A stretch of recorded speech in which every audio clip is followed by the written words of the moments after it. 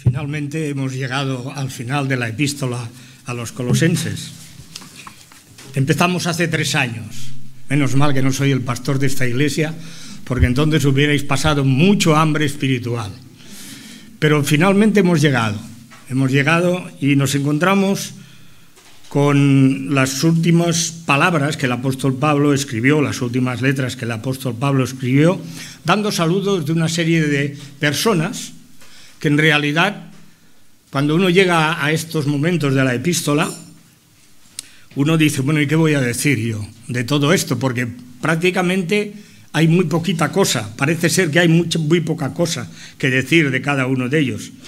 Pero el apóstol Pablo no ponía, como se dice vulgarmente, no ponía nunca punto sin aguja y hilo, Y Pablo da unos adjetivos sobre estos hermanos y utiliza unos verbos sobre ellos que en realidad son de motivo, de aliento y de gozo para cada uno de nosotros. Y sobre todo espero que al final también hayamos aprendido de cada uno de ellos una lección. Pablo concluye su epístola, ha expuesto ampliamente y profundamente la persona y la obra de Jesucristo como aquel que habita en él toda la divinidad del Padre. Y Pablo también ha llegado un momento que dice, hermanos, a la luz de todo lo que hay doctrinalmente, hay que vivir vidas que honren y glorifiquen a Dios. Ahora, dentro de un momento, iremos considerando a cada uno de estos hombres, que en realidad no son unos super creyentes, no son creyentes de aquellos que no tienen ningún defecto. Igual que nosotros, ellos también estaban expuestos, como dice Santiago de Elías, expuestos a pasiones y también tribulaciones. El primero que encontramos en los saludos de Pablo es Tíquico. Es mencionado en varias ocasiones en el Nuevo Testamento. Es necesario que antes de llegar a lo que Pablo dice de cada uno de ellos, consideremos el contexto en cuanto de cada uno de ellos que es mencionado en el Nuevo Testamento. Es muy importante porque si no perderemos mucho de lo que en realidad el apóstol Pablo escribe y nosotros aprendemos entre líneas. Como decía, es mencionada varias veces en el Nuevo Testamento. Y la primera vez lo hallamos aproximadamente a mitad del tercer viaje del apóstol Pablo. Él está en Grecia, Pablo está en Grecia.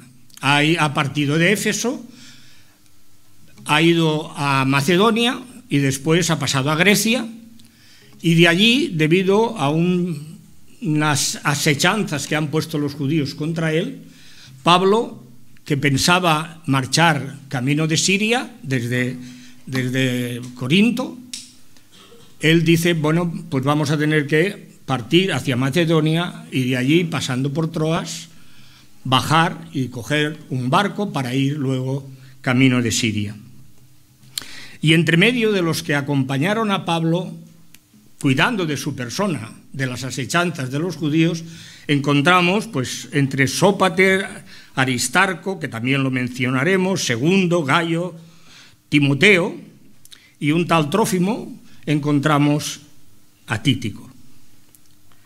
De nuevo es mencionado al final de la carta a los colosenses, y en ella Pablo escribe, os mando saludos de Tíquico, pero en realidad Tíquico era un perfecto desconocido para la iglesia en Colosas. No había estado nunca hasta aquel momento. Y Pablo tiene que decir muchas cosas para que los hermanos de la iglesia sepan quién es el que en realidad viene a entregarles unas ciertas cartas. Una carta para la iglesia en Colosas, otra personal para Filemón, miembro también de la iglesia en Colosas, y posiblemente, como dicen algunos expositores, también de la epístola a los Efesios. Debió de causar sorpresa en la iglesia que Pablo dijera para comenzar a hablar sobre Tíquico, todo lo que a mí se refiere os lo hará saber Tíquico, amado hermano y fiel ministro. Cuando leía estas palabras yo pensaba que me sería muy difícil, o creo que habría personas a las cuales les sería muy difícil tener tal confianza en mí para que yo pudiera hablar en nombre de ellas, como si ellas mismas fueran las que estuvieran hablando.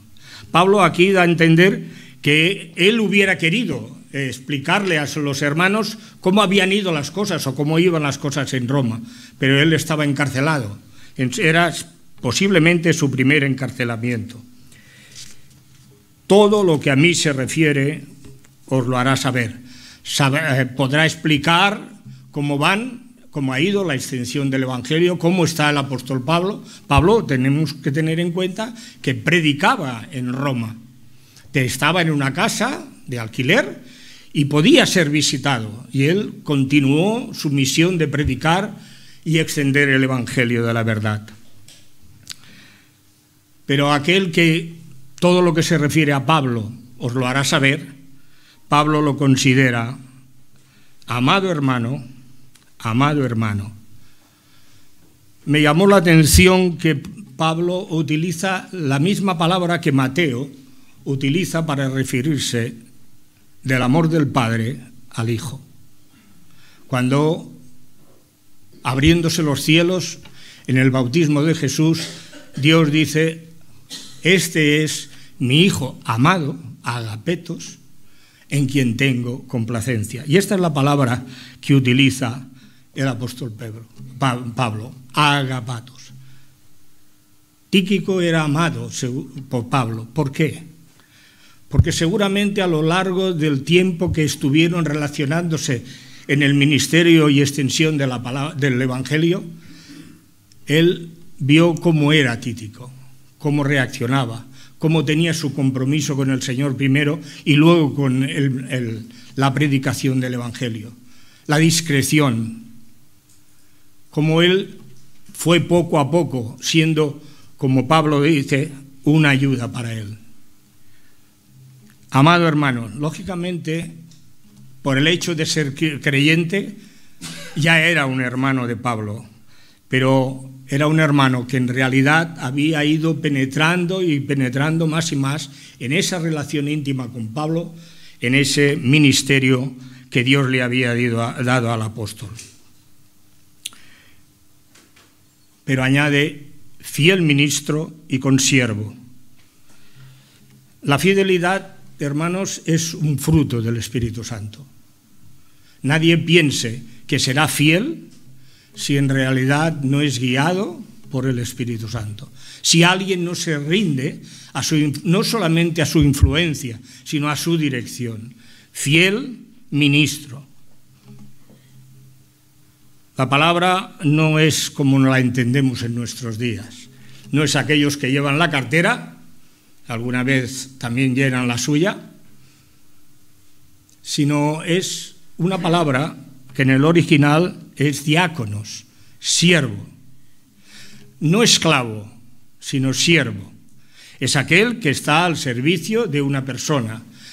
En principio esta palabra se utilizó para aquellos que servían en las mesas. Como ministro, Tíquico era siervo hacia el apóstol Pablo, pero en primer lugar a su Señor, a Cristo. Consiervo. Aquí sí que la palabra significa esclavo, pero la palabra consiervo tiene la raíz, o sea, está compuesta por dos palabras, una que dice con, al lado, y otra siervo. Eso significa, el significado, significa que es un siervo, un esclavo, que juntamente con otro esclavo hacen una labor conjunta. Y Pablo considera a Tíquico aquel esclavo de Cristo, él también esclavo de Cristo, como lo dicen muchas epístolas, que juntamente hacen una labor para su Señor, que es Jesucristo. En todo momento de necesidad y de dificultad, peligro, Títico estuvo al lado de Pablo. Ahora lo encontramos en Roma. Está en Roma, camino de la iglesia de Colosas y posiblemente también de Efesios.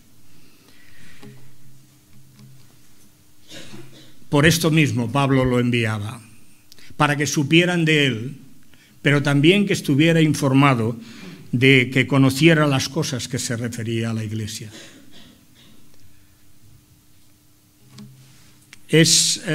Pensaba que esta parte que dice para que conozca lo que a vosotros se refiere, no es una forma de hurgar, de chafardear, o de saber lo que realmente los entresijos que ocurren en una iglesia, sino cómo habían reaccionado quizás, o cómo reaccionaron a la epístola de Pablo.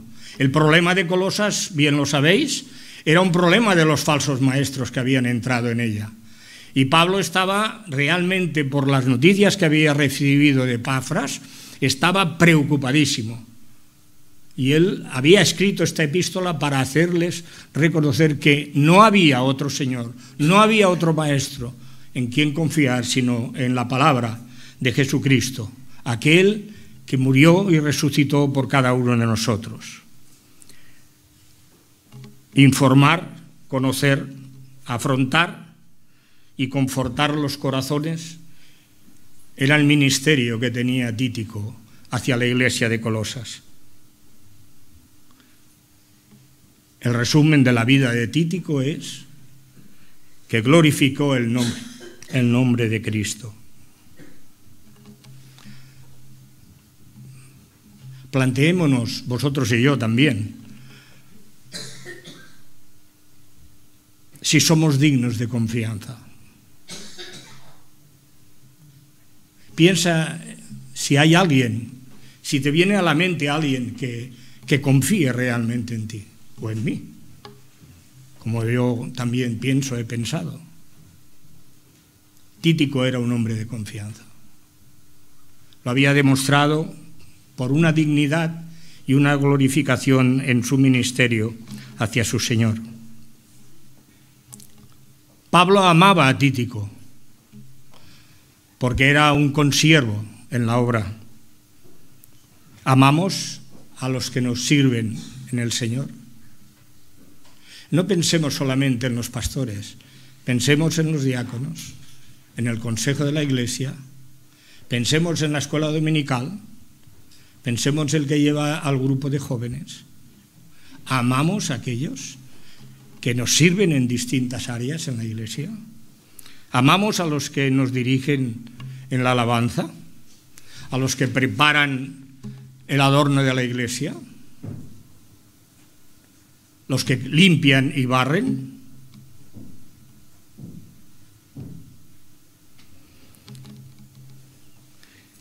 ¿Servimos con fidelidad a Cristo y a nuestros hermanos?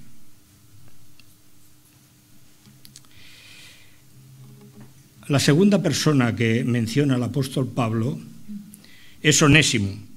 Este era bien conocido por la iglesia en Colosas. En realidad, la iglesia lo conocía muy bien, y su dueño también, Filemón. Pero nosotros poco conocemos de él, si no es a través de la epístola o la carta que el apóstol Pablo envía a su dueño o a su amo, Filemón. Onésimo era un esclavo que había huido de Filemón. Había abandonado a su dueño. No vamos a entrar en detalles lo que confortaba en el Imperio Romano que un esclavo huyera de su amo. Se podía dar noticia a las autoridades y allí donde fuera encontrado era ejecutado. Posiblemente Onésimo, cuando huyó de su amo, lo primero que hizo fue irse a Éfeso, una ciudad grande donde es muy fácil esconderse.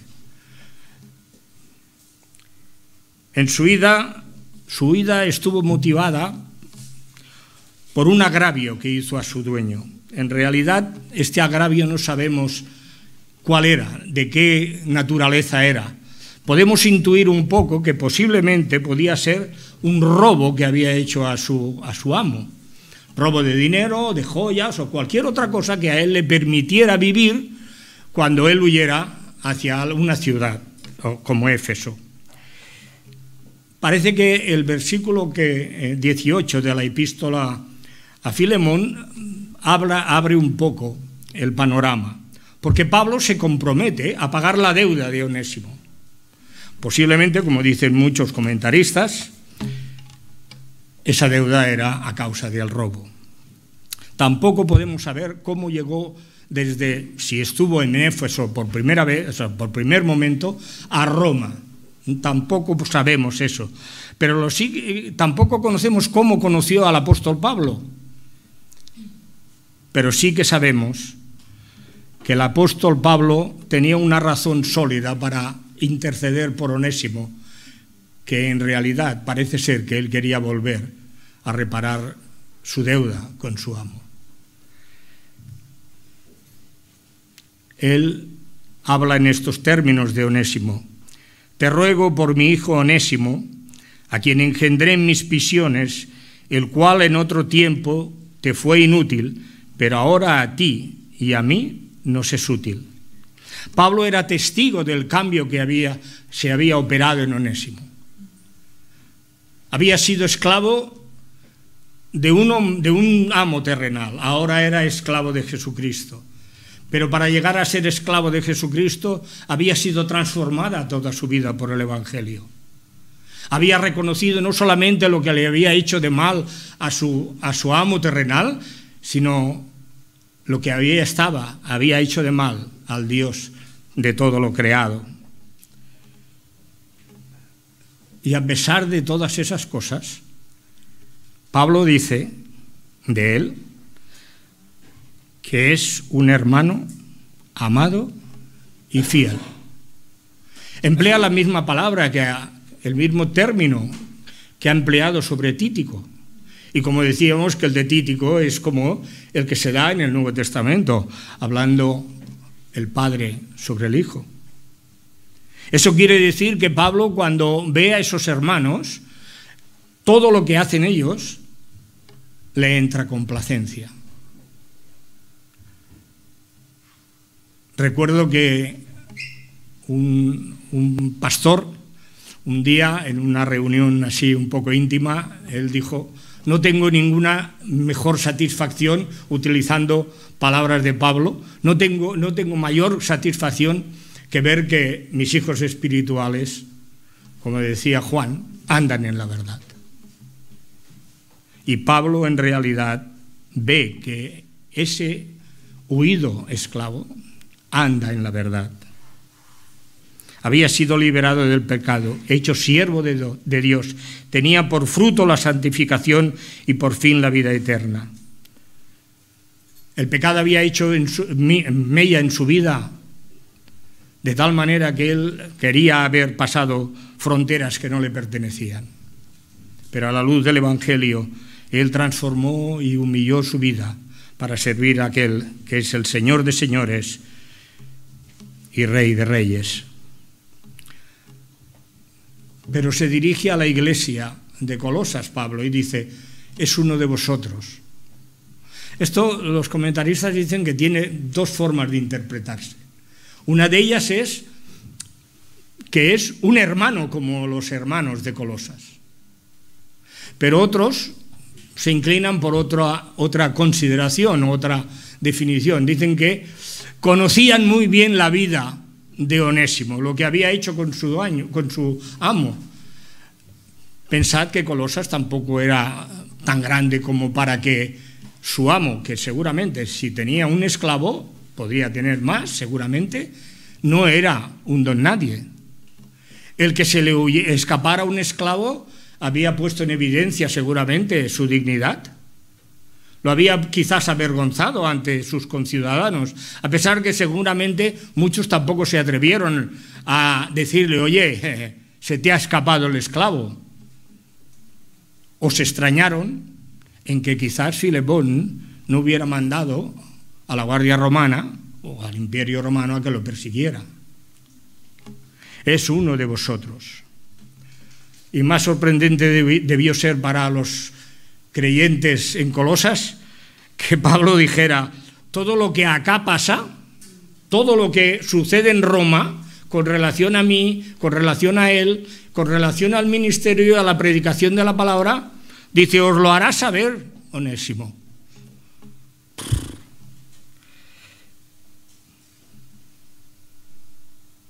Onésimo también glorificó a Cristo con su forma de vivir. Yo os hago la misma pregunta que me he hecho yo. ¿Recibiríamos a un hermano que nos hubiera causado agravio a nosotros personalmente o a la Iglesia en su conjunto? ¿Le recibiríamos como hermano? Aunque llevara buenas cartas de recomendación,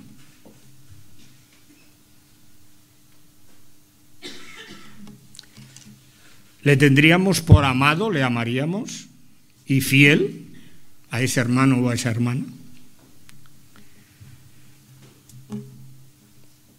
Y una pregunta personal para cada uno de nosotros. ¿Trataríamos de remediar el agravio que habíamos hecho a una persona o a un colectivo? Eso solo se puede hacer si Dios ha cambiado el corazón, si Dios ha sacado las raíces de amargura de nuestra vida. Y a veces, incluso siendo creyentes, cuesta mucho perdonar a aquel que nos ha agraviado. Si obramos en esas circunstancias como lo hizo Onésimo, en realidad es que la gracia de Dios ha vivificado en nuestra vida. En realidad es que estamos glorificando el nombre de Cristo.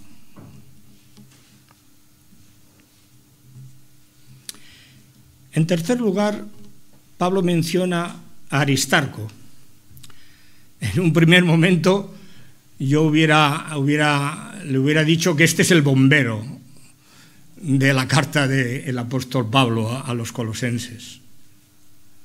Porque en todos los fregados que hay en la vida de Pablo, ahí lo encontramos a él.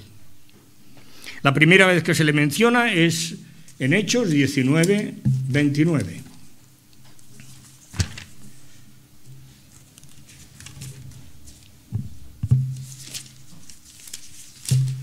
Hacen tan finas las Biblias para que no ocupen sitio que se pegan las hojas y cuestan de encontrar. Se había organizado un alboroto en Éfeso. Pablo había estado durante 2 años predicando el Evangelio en toda Asia y enseñando a los creyentes. Pero llegó un día en que un tal Demetrio, platero, que hacía los templecillos de la diosa Diana, reúne a todos los amiguetes que también eran plateros, que hacían templecillos de la diosa Diana, y a los obreros de sus respectivos fábricas, y dice, están menguando nuestros intereses y nuestros beneficios, porque un tal Pablo está predicando por toda Asia, de tal manera que mucha gente se ha convertido a ese Jesús que él predica y en realidad se han apartado de la idolatría y ya no se venden tantos templanillos, templocillos de la diosa Diana como antes de venir este judío. Bueno, aquello monta en ira a todo aquel que realmente le costó el bolsillo rascárselo, y al grito de Diana, diosa de los efesios, se arma un tumulto, y en medio de ese tumulto la gente va hacia el teatro, que es el lugar donde siempre se hacían las reuniones públicas y se trataban los asuntos de la ciudad y todos aquellos que correspondían. Y en medio de ese alboroto prenden a 2 hermanos y colaboradores de Pablo, un tal Gayo y Aristarco. Es la primera vez que encontramos a Aristarco en medio de un alboroto tremendo y que seguramente él se lo encontró, pero gracias a Dios, debido a que un alguacil muy Muy listo el hombre, trató y logró de apaciguar a la muchedumbre en el teatro y finalmente el alboroto cesó. Y cuando Pablo, que los hermanos les dijeron que primeramente no saliera a hablar con aquellos que estaban vociferando y gritando de Diana de los ejércitos, de diosa de los efesios, entonces en realidad encontramos que él marcha juntamente con Pablo, como hemos dicho anteriormente, él marcha a Macedonia y de Macedonia a Grecia. Bien, pues volvemos a encontrar a Aristarco en el segundo alboroto. Este parece ser que no fue tan portentoso y tan grande como el que se originó en Éfeso, sino que iba por debajo, se hacía calladitamente, pero Pablo tuvo noticias de ese atentado que querían hacerle cuando se embarcara hacia Siria, y entonces decidió, camino de Macedonia, ir hasta Troas, y desde allí en Asia coger en realidad un barco para Siria. Pues miren, entre aquellos que protegían al apóstol Pablo de las asechanzas puestas por los judíos, encontramos a Títico. Como dice Lucas escribiendo en 24 y 5, dice, le acompañaron hasta Asia, pues Sócrates, Aristarco, Gayo, Timoteo, y de Asia Títico y Trófimo.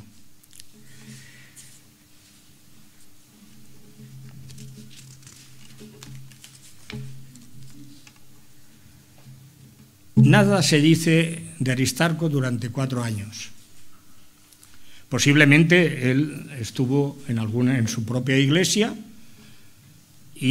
o haciendo algún otro ministerio, pero cuando Lucas lo vuelve a mencionar es cuando han pasado 4 años y está en un momento crítico para el apóstol Pablo. Pablo está preso en Cesarea. Había sido detenido o apresado en Jerusalén porque pensaban que había introducido gentiles en el templo. Y después de estar en peligro en Jerusalén, se decidió por las autoridades romanas trasladarlo a Cesarea. Allí él permanece durante 2 años en Cesarea porque el tribuno que estaba custodiándolo juntamente en la fortaleza de Cesarea, lo mantuvo durante 2 años, lo retuvo pensando que de algún modo Pablo pagaría dinero para que lo dejara en libertad. Pero Pablo, viendo que el tiempo pasaba y que venía otro y que lo interrogaban y que volvían otra vez, al final Pablo, uno de ellos dijo, vamos, ¿por qué no lo devolvemos a los judíos? Y Pablo dijo, no, ni hablar. Apelo a César. Y aquí encontramos a Pablo en un momento muy difícil de su vida, porque sabe que va a ir ante el tribunal de César, y el tribunal de César no era un tribunal para apelar de una manera que uno pudiera salvarse.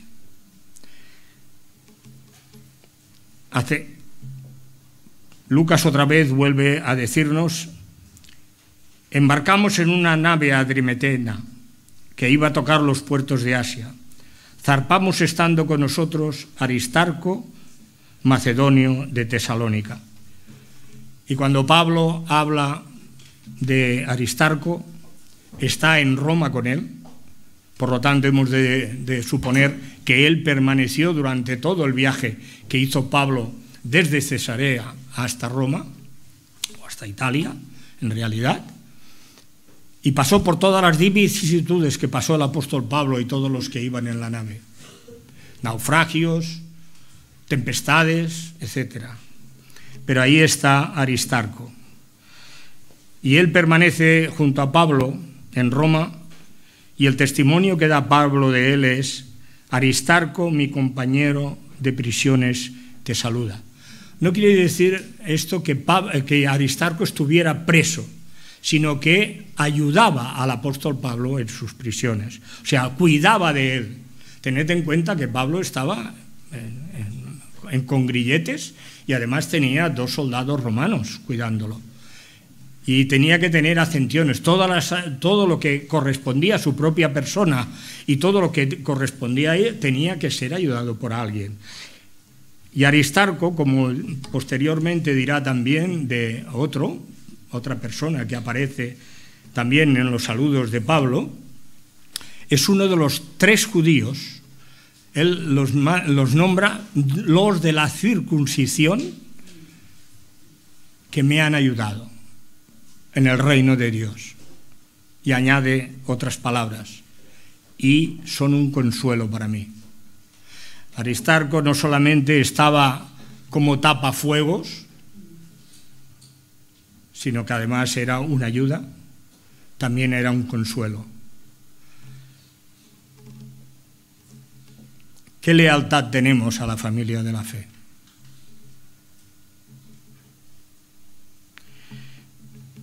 ¿Estamos dispuestos siempre a colaborar con aquel que nos lo pida? ¿A prestarle ayuda? ¿Nos asustan las pruebas, las tribulaciones? Aristarco parece ser que era un hombre muy calmado en este aspecto. Allí donde había una necesidad, allí iba él. También glorificó a Cristo con su vida.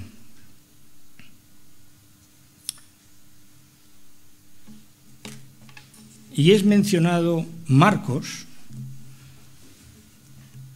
el sobrino de Bernabé, acerca del cual habéis recibido mandamientos, si fuere a vosotros recibidle.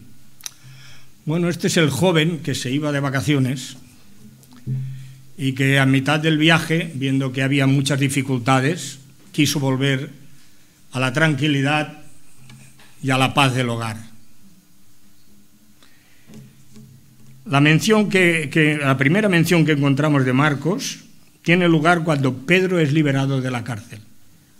Pedro es liberado por el ángel de la cárcel y marchando, o sea, de la cárcel, llega a casa de una tal María, donde la iglesia está orando por él para que sea liberado, cuyo hijo se llama Marcos, se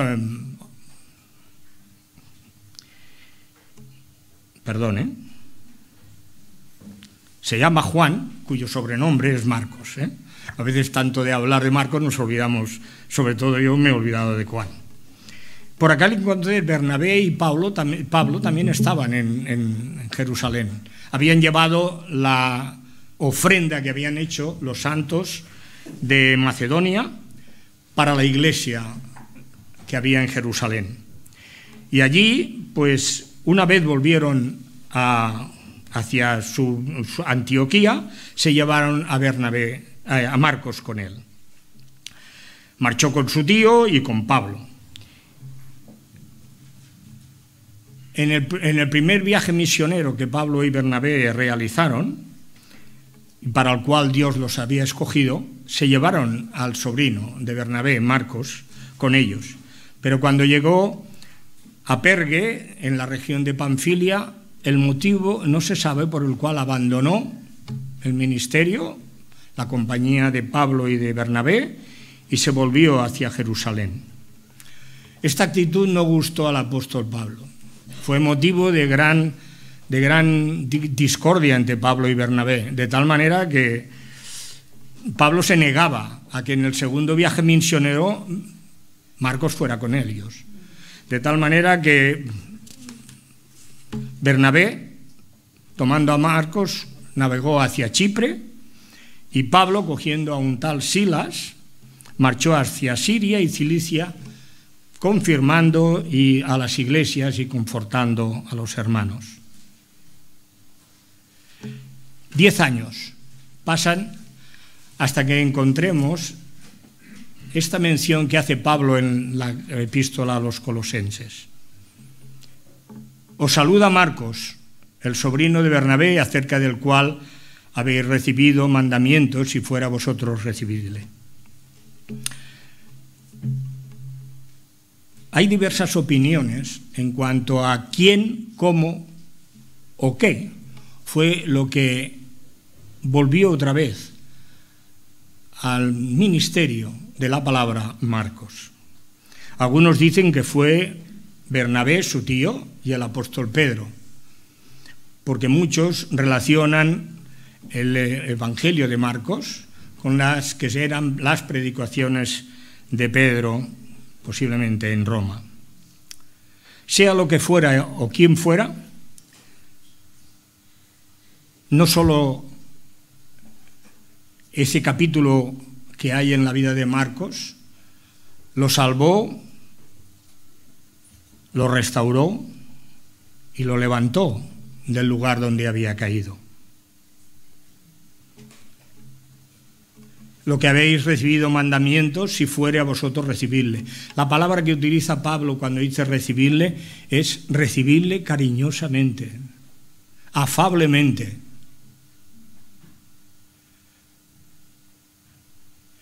Marcos es el testimonio de un hijo de Dios que tiene una segunda oportunidad.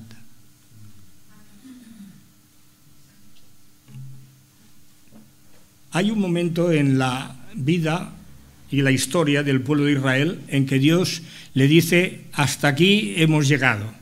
Por 10 veces me habéis tentado, por 10 veces habéis murmurado, por 10 veces queréis marchar otra vez hacia Egipto. Dios tiene una paciencia. Cuando hay una reticencia, una y otra y otra y otra vez, traspasando no solamente a la palabra del Señor, sino siendo rebelde a su mandato. Pero también Dios da oportunidades cuando en realidad, arrepentidos, pedimos perdón por ellas. Es verdad que a lo mejor esos 10 años que hay entre la huida a casa desde Pergue y cuando aparece otra vez aquí en la epístola a los colosenses, hubiera sido un periodo de que lo mismo que el pueblo de Israel, Marcos, durante una parte de esos 10 años, estuvo en el desierto. No todos los que murieron, o sea, todos los que murieron en el desierto, no pensemos que habían condenado. Yo creo que muchos de los israelitas tuvieron que llorar muchísimas veces, no como Coré o Datán, sino tuvieron que llorar muchas veces en el desierto porque no entrarían en la tierra prometida. Eso no significa, cuando uno tiene una doble oportunidad, no significa que uno, si no la aprovecha, pueda perder su salvación. Ya lo veremos esto al final. Pero estar en el desierto es un momento que para muchos puede ser de reflexión.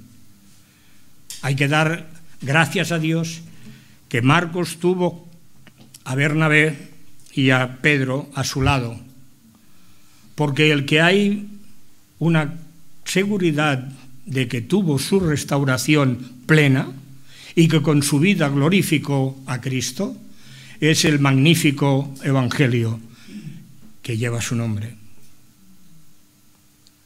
Como él escribió, el Evangelio de Jesucristo, Hijo de Dios. Es el mejor inicio que hay con esas palabras a todo lo que Marcos después nos explicará o nos narrará.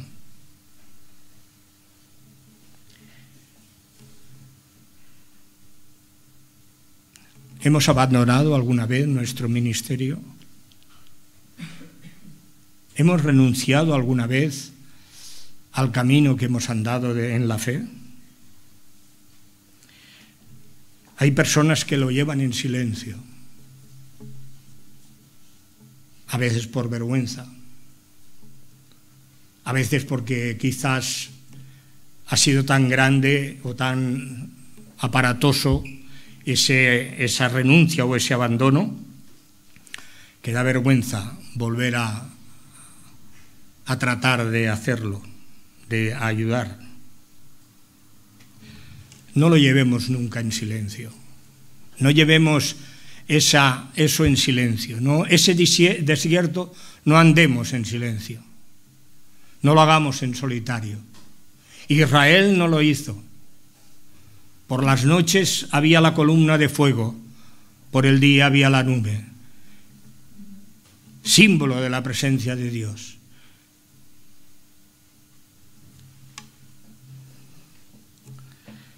Aún en el desierto hay agua. Aún en el desierto hay maná. Aún en el desierto hay codornices. Aún en el desierto está Dios.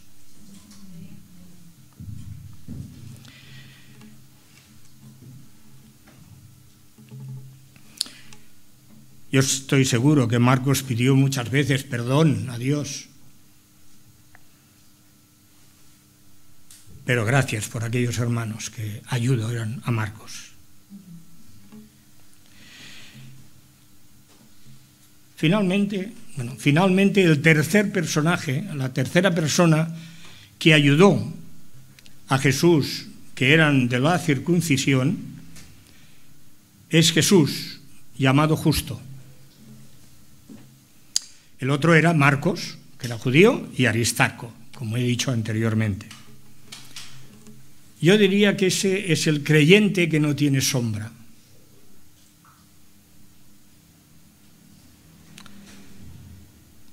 A veces es posible entrar en la iglesia, saludar a unas cuantas personas y no darnos cuenta de un hermano que hay siempre en el mismo lugar, haciendo las mismas cosas, sirviendo de la misma manera, pero parece que no tenga sombra. Salimos de la iglesia y no nos viene a la cabeza si lo hemos visto o no lo hemos visto.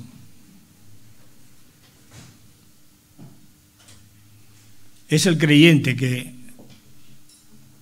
no es que no haga sombra, es que pasa inadvertido, como si alguien hubiera corrido una cortinilla y su figura no se ve.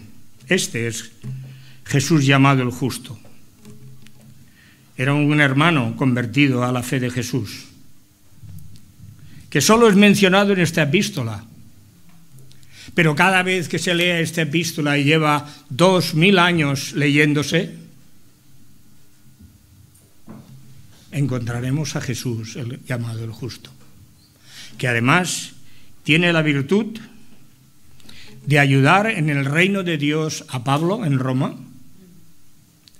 Y además, fijaros bien, Pablo dice, ha sido para mí un consuelo.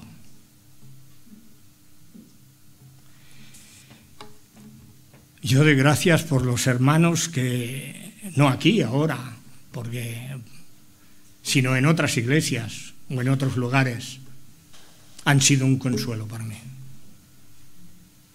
Yo doy gracias a los hermanos que son un consuelo para María Jesús, que son un consuelo para Ana, que son un consuelo para Betty, que son un consuelo para Juan, que son un consuelo para cada uno de aquellos hermanos que tienen necesidad de que alguien los abrace y les diga simplemente, hola hermano. Así era Jesús llamado el Justo, que ayudaba en el reino de Dios. Y yo me preguntaba y os pregunto, ¿ayudas en el reino de Dios o ayudamos en el reino de Dios o nos paseamos por el reino de Dios, que es distinto? Yo paseo por Barcelona y oteo, oh, qué bien, aquí ves esto, lo otro. Pues hay hermanos, hay hermanos que se pasean por el reino de Dios. Uy, qué bien ha predicado hoy el Rubén, el pastor. O qué bien que ha sido el estudio. O qué bien que ha sido esa excursión que hemos hecho, o el retiro que haremos, o que hicieron el año pasado. Pero eso es pasearse, hermanos.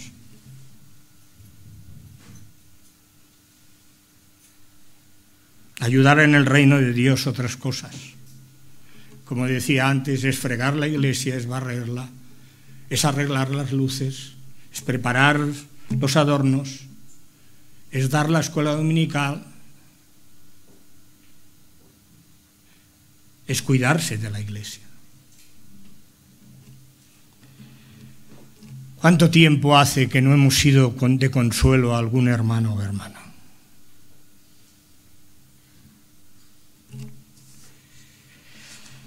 Bien, hay Epafras, él también habla otra vez de Epafras, pero ya tuvimos ocasión de hablar de Epafras largamente cuando hicimos el primer mensaje sobre la epístola a los colosenses. Solamente añadir que Epafras era otro amado, otro consiervo, otro que estaba junto a otro esclavo de Jesucristo trabajando en el mismo ministerio. ¿Y qué diremos de Lucas, el médico amado? Seguramente con la dolencia que se intuye, que no sabemos de qué magnitud era o de qué era, pero que Lucas, que era médico, estuviera permanentemente junto a Pablo. Aparece en medio de la vida de Pablo, lo sabemos por el capítulo 16 de Hechos, que él habla en primera persona. Antes, hasta el capítulo 16, parte del capítulo 16, él habla en tercera persona, del plural. Pero cuando llega a la mitad del capítulo 16, él empieza a hablar en tercera persona del singular. Partimos, fuimos, llegamos, partimos.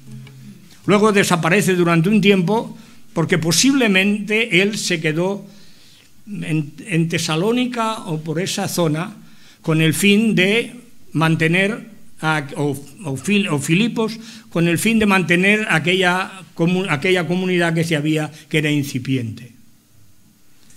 Pero cuando Pablo es detenido en Jerusalén, apresado por las autoridades judías, aparece Lucas. Cuando está en Cesarea, aparece Lucas. Está Lucas. No es que aparezca, es que está Lucas.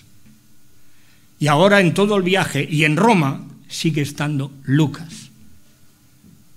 Y 4 años después, cuando Pablo escribe la que parece ser fue su última epístola a su hijo espiritual Timoteo, su segunda epístola le dice: hijo mío, ven pronto, trae a Marcos contigo porque me es útil para el ministerio, y ven pronto porque estoy solo.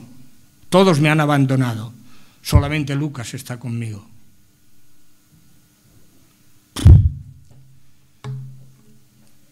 Tener hermanos así es una gozada, ¿eh?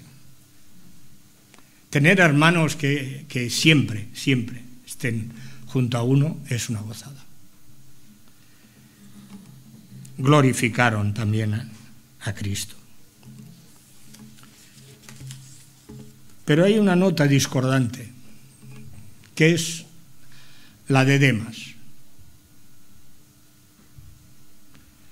Os saluda Lucas, el médico amado, y Demas. Y la próxima noticia que tenemos de él es en la segunda epístola que Pablo escribió a Timoteo, que he mencionado hace un momento.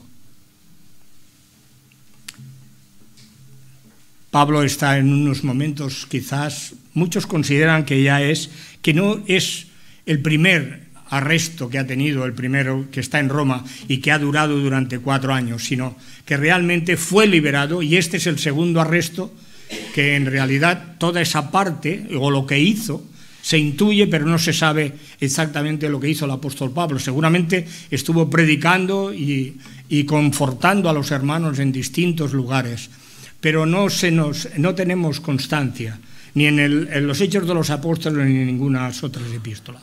Aparece el nombre de Demas 4 años después y dice: hijo mío, el tiempo de mi partida está cerca. Pablo intuye que no va a salir tan bien librado, no lo va a librar el Señor de las garras o de las fauces del león, como dice él en una de sus epístolas. Procura venir pronto a verme porque Demas, me ha desamparado. El hecho, la palabra que utiliza Pablo es una palabra que causa dolor al espíritu de uno, causa dolor.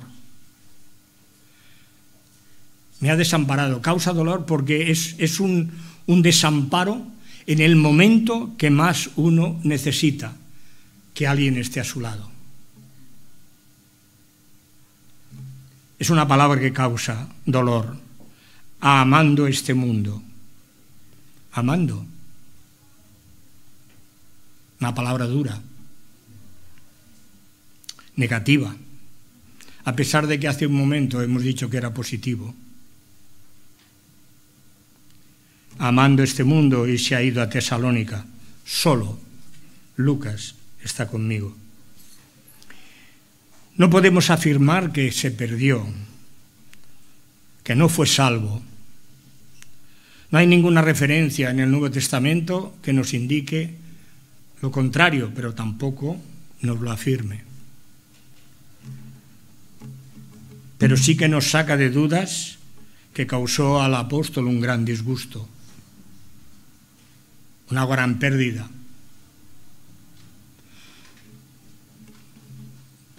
Como dice una canción, amigo, tu llamada hoy me ha recordado cuando estábamos juntos. Y Pablo, seguramente en aquellos momentos de soledad, que veía próximo su fin, como Pedro también lo supo y lo menciona en su segunda carta, me ha abandonado, amando este mundo. Y lo más doloroso seguramente sería esta parte. Recuerdo haberme causado quizás el mismo impacto. Una persona que durante cerca de 2 años estuvo oyendo el Evangelio. Pero que un día hablando conmigo me dijo: no voy a volver más a la iglesia y a oír el Evangelio. Yo le pregunté por qué y él me dijo: Cristo me pide algo que yo no estoy dispuesto a darle. Nunca lo supe y nunca lo volví a ver, ni lo he vuelto a ver. Me hizo pensar que a veces podemos estar inmersos dentro del Evangelio, rodeados de la palabra de Dios, rodeados de hermanos, pero podemos tener un pie en el mundo y otro pie en las cosas del Señor. La lección que aprendemos de Demas es la siguiente: que cada uno mire cómo sobreedifica, porque nada más hay un fundamento, que es el de Jesucristo. Y si uno edificare sobre este fundamento oro, plata, piedras preciosas, madera, heno, hojarasca, la obra de cada uno, el fuego la probará. Hermanos, en la vida de cada uno de los hermanos que hemos estado meditando, ya he dicho que no eran superhombres. En su vida seguramente, en la piedra que iban poniendo para edificar el templo de Cristo, que es la iglesia, seguramente alguna vez pondrían oro, plata, piedras preciosas, pero también madera, hojarasca. Leí una vez que le preguntaron a unos obreros que estaban poniendo tochos en una construcción, le preguntaron a uno de ellos: oye, ¿qué hace? Y le dijo: no lo ve, parece que usted está mal de la vista, estoy poniendo tochos. Había otro al lado, y aquel, el que le preguntó al otro, un poco así medio atolondrado, fue al otro y le dijo: ¿por qué pone entonces usted tochos? Dice: estoy construyendo una catedral. ¿Qué construimos tú y yo? ¿Qué ponemos? Seguramente habremos puesto oro, habremos puesto plata, pero ponemos también madera, hojarasca, paja. Y todo eso, hay partes que sí que resisten el fuego, pero otras no. Si la obra de alguno permaneciere, recibirá recompensa. Si la obra de alguno se quema, él sufrirá pérdida. Si bien, él mismo será salvo, aunque así como por fuego. No me queda nada más que pensar, hermanos, hermanas, trataremos, a pesar de que somos de paja todos nosotros, estamos sujetos a debilidades y pasiones. Glorificaremos a Dios, a Cristo en nuestras vidas. De todas maneras, de la misma manera que al ministro Tíquico, en su ministro no se le subió el título a la cabeza, en nuestro servicio pensemos que si estamos firmes, que somos poderosos. Esta mañana, y perdonad que pare aquí, esta mañana hablábamos en la escuela dominical sobre una de las iglesias, pero también había una iglesia al lado del pasaje que era la iglesia de Laodicea. Y me vino a la mente que Pablo dice, Epafras, o sea, tiene solicitud por vosotros y por todos los que están en Laodicea. Y Laodicea es la iglesia que después, 30 años aproximadamente, ya no era posiblemente la del tiempo del apóstol Pablo cuando escribió a los colosenses. Por lo tanto, el que piense estar firme, mire no caiga. Que el Señor os bendiga.